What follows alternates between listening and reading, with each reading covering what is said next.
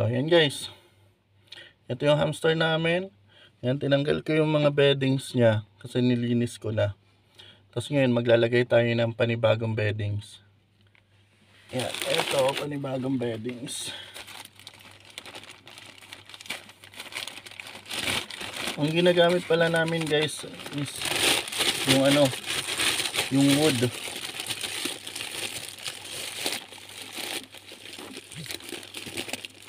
Yung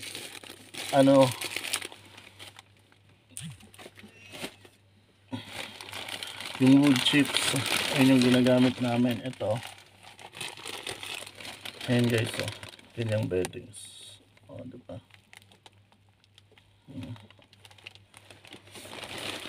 Lalagyan muna natin syempre.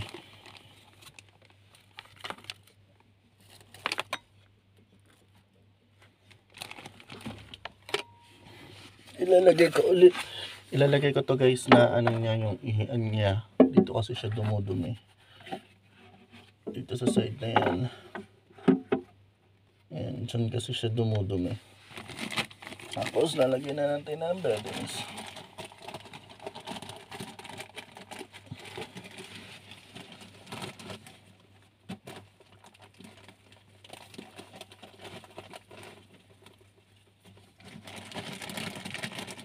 Yung area na yun guys, yung pink, lalagyan din natin ng beddings yun. Tapos doon din kasi natin ilalagay yung tubigan niya.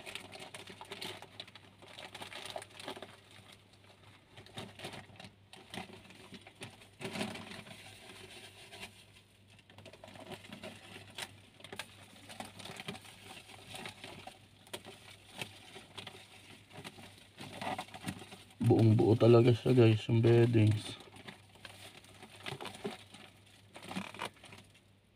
Tapos syempre, pag nakapaglagay na tayo ng wood chips guys, maglalagay din tayo ng tissue. Importante din yun eh.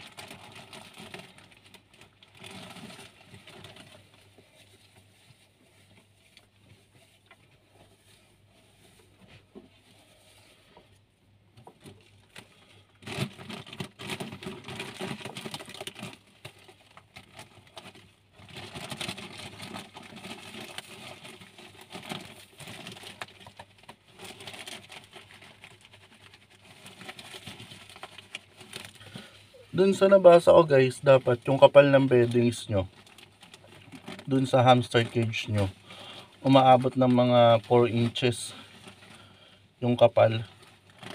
Kailangan syempre yung bin cage nyo dapat mataas din. Kasi kung ganun lang, 4 inches, tapos alagyan nyo Syrian hamster, 4 inches yung beddings nyo, makakalabas yung Syrian hamster nyo pag walang takip yung bin cage nyo.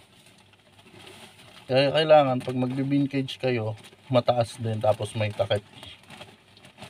Para safe din yung hamster nyo, hindi siya makakalabas. Napaka-importante naman guys talaga yung bin cage na may takip. Kasi pag walang takip yung bin cage nyo, pwedeng mapasok yan ng pusa. Lalo na pag may pusa kayo sa bahay nyo. Naku, kawawa. Tapos guys, bakit kailangan mataas yung beddings natin? Kasi nagkakaroon yan ng gumagawa talaga yung hamster natin ng hides, yung sarili nila. Kaya kailangan mataas yung beddings natin. So, lagay ulit natin to na hamster hides niya.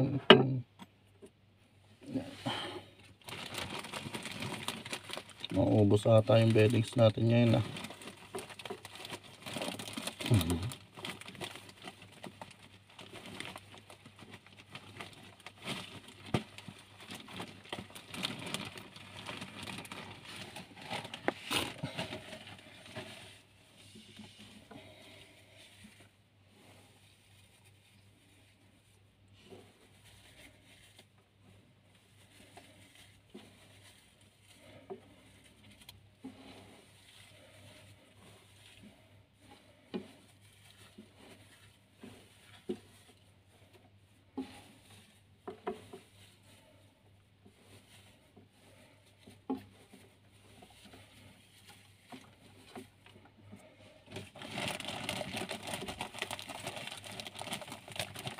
Yan guys. Tapos pagtapos natin guys maglagay na ng mga beddings dito, nalagay na natin yung hamster hides niya. Syempre maglalagay ka na rin ng tubigan mo. Ayan guys, so naghuhukay na siya sa gilid. So ito kailangan may beddings din to guys, kasi dito siya dumudumi. Ito siya umiihi. Napaka-importante kasi kailangan pag wala ka kasing ganito guys, ang mangyayari sa'yo, madalas ka magpalit ng beddings kasi babaho agad yan. Kailangan may ganito ka para yung may side ka lang na doon mo lang papalitan siya araw-araw. Yan.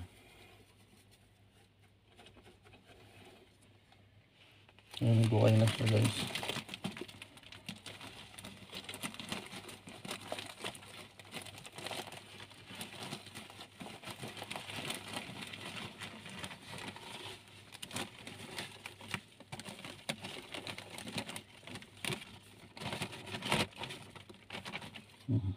Ayan.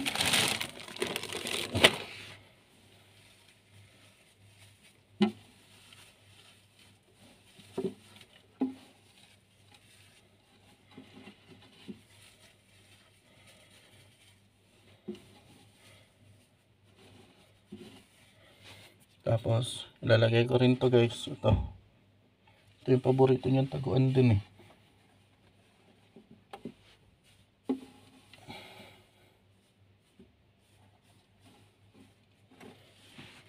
Lalagyan ko rin yun ng tissue. Ito po.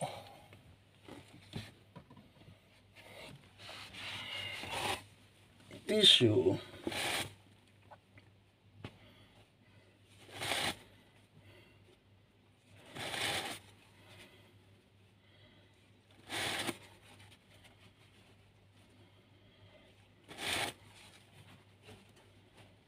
Tissue.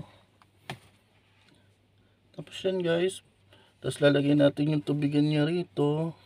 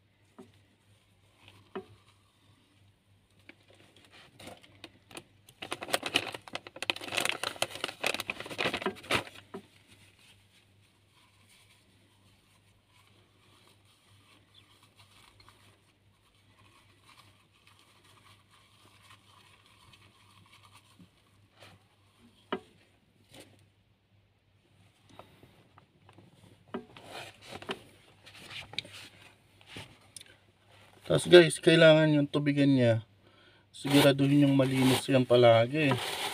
Bago nyo ibalik, kailangan na disinfect nyo talaga yan.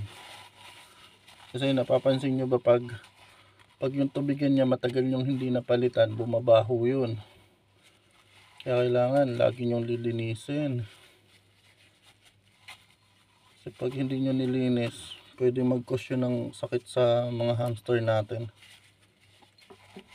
Napaka-importante.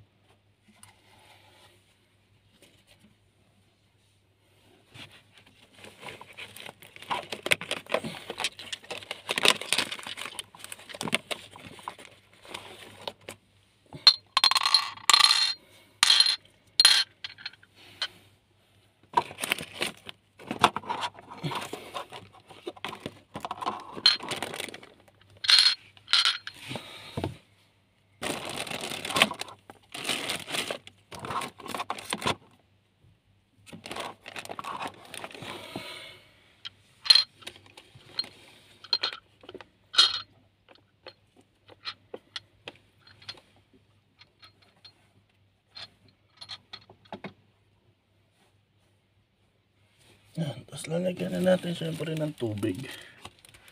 Kailangan may tubig yan. Okay.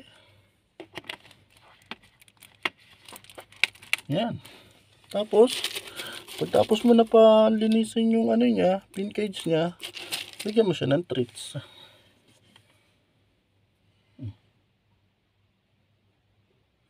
Yan. Para sa susunod na paglinis mo, pag maglilinis ka ng hamster bin cage niya, lagi mo siyang bibigyan ng treats after. Tapos kung ililipat mo siya ng bin cage bago mo linisan, bibigyan mo ulit siya ng treats.